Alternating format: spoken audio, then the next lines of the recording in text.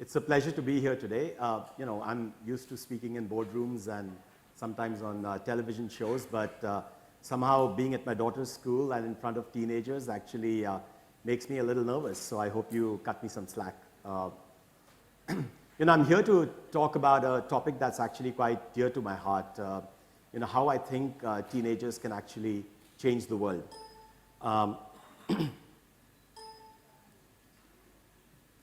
You often hear the phrase, children are the future. I actually am in the minority which believe that children are not the future. There's a lot going wrong with the world today. You open the newspapers and you just hear horrible headlines. And I think part of the problem is that we believe that children will miraculously grow up into being this creative, empathetic problem solvers 5, 10, 15 years from now. I actually think that children are actually capable of a lot more, that if we actually want them to grow into all of that we need to begin that process now, that we need to start treating them as all of that today, that they're actually capable of solving problems right now. I actually feel that children are seeded with miraculous problem-solving capabilities right from the moment that they're born. Just think about it. When you're born, right from the time you're in the cradle, you're just this lovable, ball that people want to play with. And then soon, just after that, what happens? I know. Go, buddy. Let's try that whole thing. Go, buddy. Yeah! Yeah! Go, go, go, go, go, go, go, go, go, go, go, go, go, go, go, go, What exactly happened? Children are seeded with these amazing capabilities of self-learning. You go from sitting to standing to walking, from talking to laughing to thinking.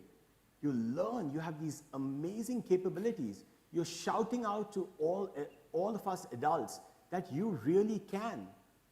And that is seeded in you, it's ingrained in you.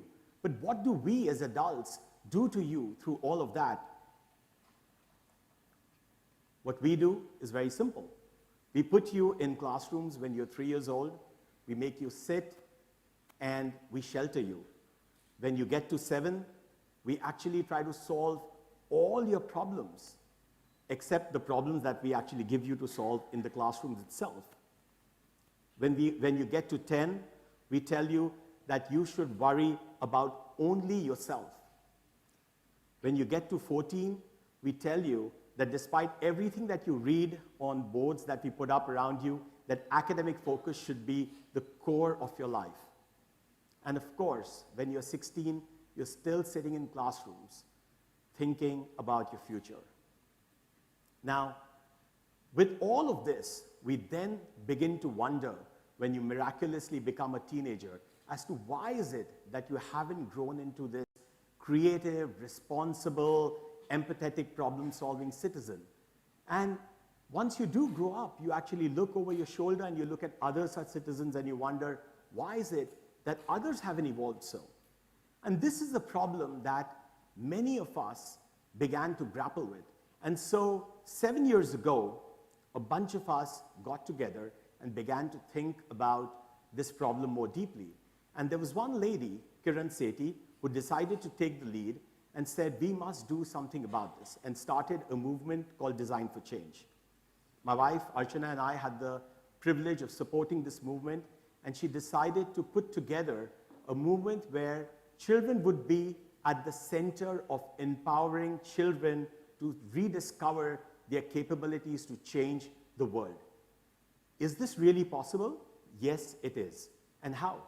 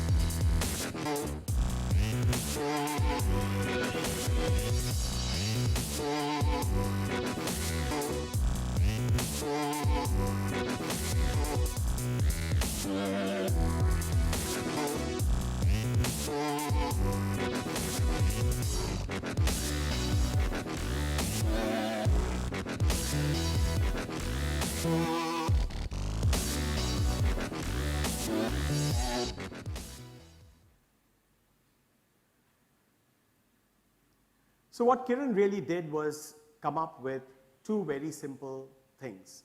One, put children at the center of believing in themselves, believing in the concept of I can, that I can really change the world. Second is equipping them with a toolkit for changing things around them. That toolkit involved four simple things. Feeling, which is feeling a problem around you. Imagining, which is thinking creatively about a solution. Doing, which is really doing something about solving that problem. And then sharing, which is once you have solved the problem, sharing it with others, because problems are really non-unique. And when you share a solution, that's how it goes viral. And then the beauty of all of that is that once you do that, you're able to build a movement in which children are able to solve problems that inflict mankind. The beauty of all of this is that it got people to believe that you don't need to be rich, you don't need to be strong, and importantly, you don't need to be an adult to solve problems that are around you. Now, this movement, which started 7 years ago with one child, started growing gradually and gradually. From Ahmedabad, which is where it started, to Assam, from India to Israel, from Asia to America, from one school to 46,000 schools, from one child to 2 million children. This movement has grown from strength to strength.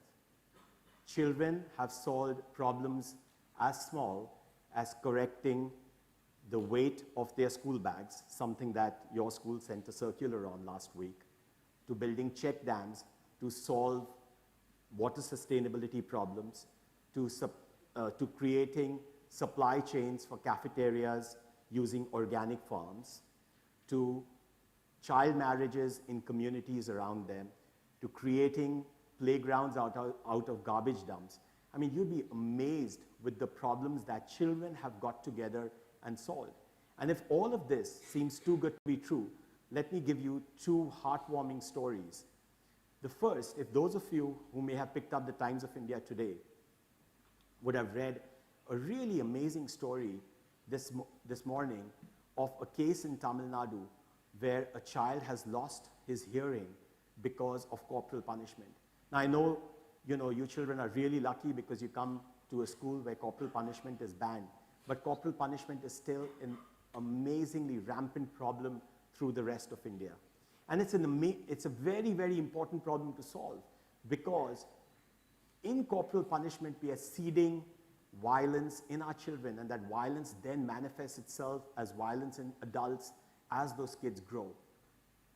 A small school in Chennai decided to do something about this and aspired to solve the problem of corporal punishment through the rest of Chennai. Were they successful?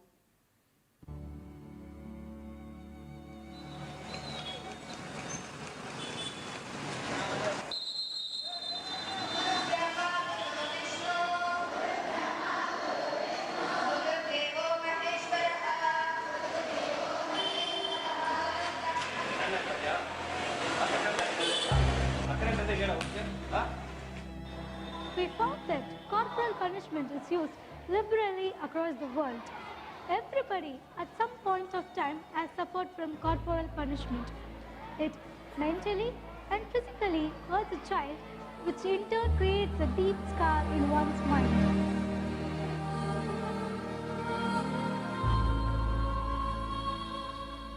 We went to the library to study the impact of the corporal punishment on the child. Then we went to many schools and met principals and teachers. We went to the psychiatrists and psychologists to know the impact of the corporal punishment on the child's mind. It affects the children, it makes them feel insecure and it makes them feel like there is no one to care for me. After all this research, we categorized punishments into two, intentional and unintentional, and came up with creative solutions.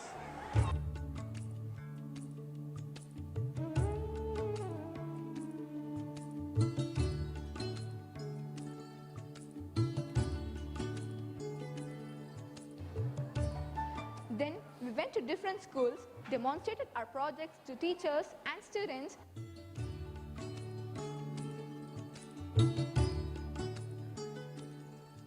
and gave our devices for their implementation.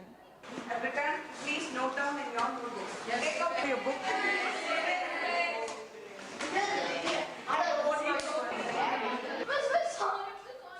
I do not expect that I'll get yellow card. Previously, we have to spend a lot of energy shouting at them. Now, if you show the card, they can understand what impact it will have on them.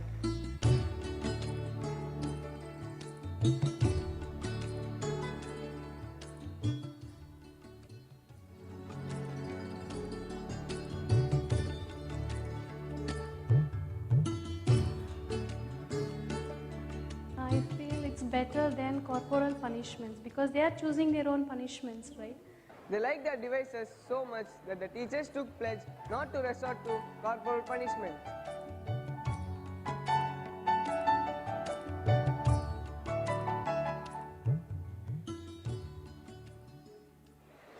From tomorrow onwards, I won't bring any stick.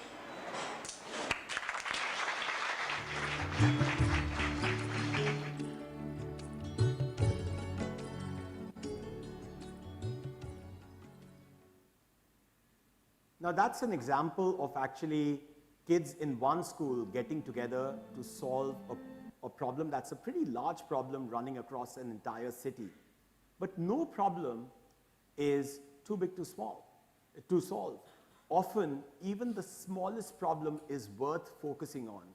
And let me give you a story of a really heartwarming story of kids getting together in a small village in Gujarat and solving an amazing problem.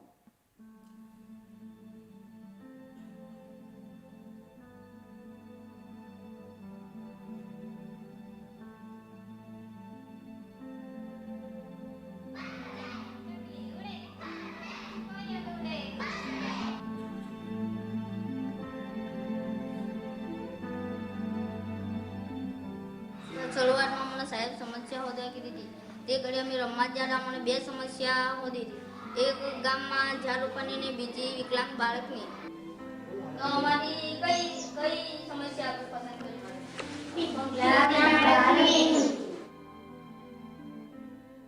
Yogesh અમને કીધું કે પેલા કમલેશના પૈસારે લઈ આવી તો આપણે એને લાવવા માટે શું કરી શકીએ કેટલી લાવવા સાયકલ પર બેઠા લાવી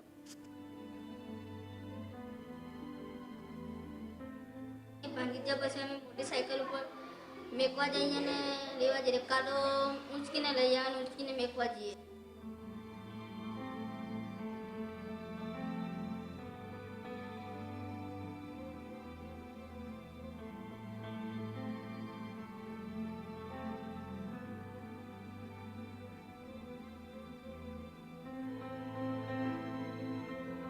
અને શાળામાં બી અમે એને પેશાબ કરવાનો હોય પાણી પીવાનું હોય સંડાસ કરવાનો હોય અમે ઊંચીને લઈ જઈએ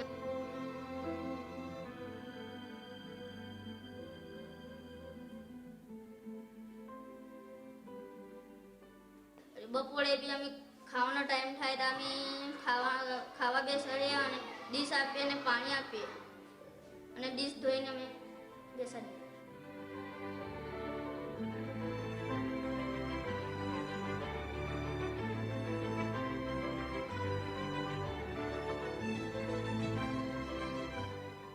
રોજ નિશાળે આવતો થયો એટલે મને આનંદ આવે છે પહેલાં એને આ સમસ્યાને લીધે બાળક આવી શકતો નહોતો અને અહીંયા શાળાના બાળકોએ એને જાતે ત્યાંથી લઈ આવવાનો અહીંયા સ્કૂલમાં આવીને એને મદદ કરવાનો જે વિચાર છે બાળકોનો એ ખૂબ સરસ છે છોકરાને જેટલો જસ્ટ આલો એટલું હાંસું બરાબર તો એને પાછલી જીવનમાં એનું પણ કંઈ પરિવર્તન બદલાય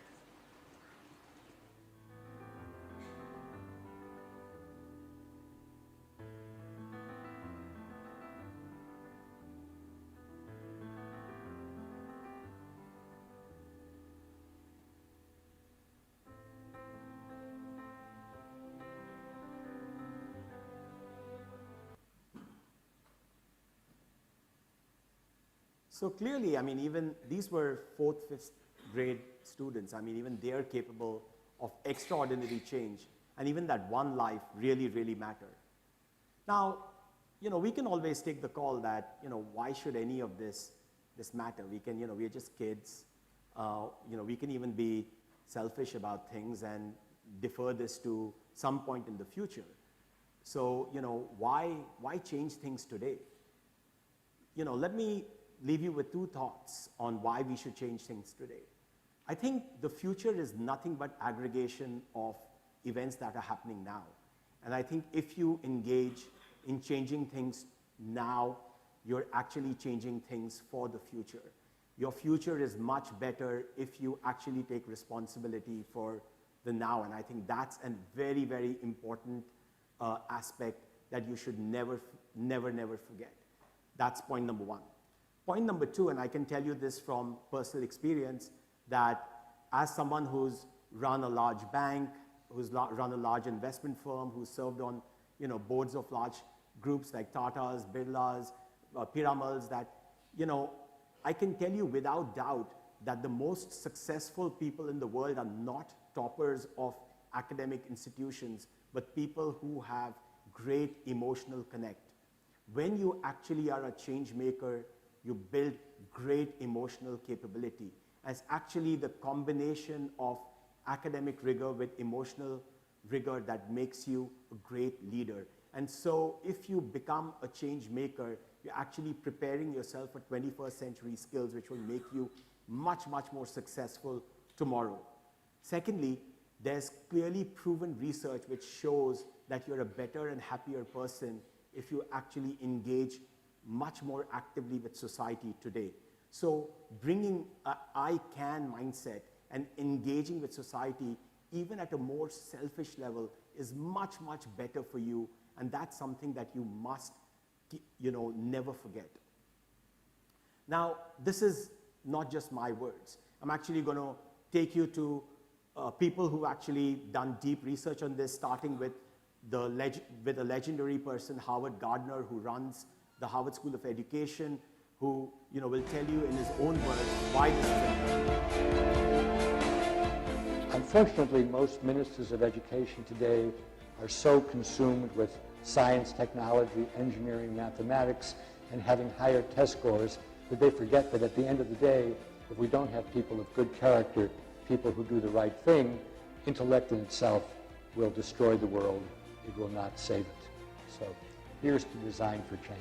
This is the only initiative that I have heard of in the world where once the initiative is announced, the power is transferred totally to the children. I love about this conference is the fact that it's completely student-led. Children leading the world, and you see that happen at this conference. Just look at them. You think these are just children? Think again. Because these children have great power. They have the power to reduce the weight of their school bags, the power to care for the elderly, the power to stop child marriages, the power to build dams. And how are they doing this? They're doing this with the two most powerful words in their vocabulary. I can. At Design for Change, we don't see them as children. We see superheroes, a new generation of superheroes. And these superheroes are telling us that they are not the future, they are the now. So what are you waiting for?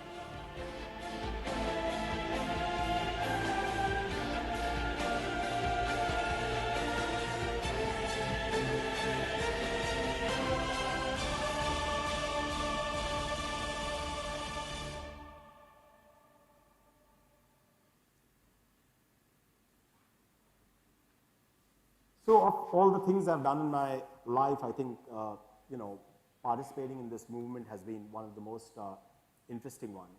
And I think it's one of the most interesting ones because it's actually, transformed my own thinking about, the role of adults and the role of children.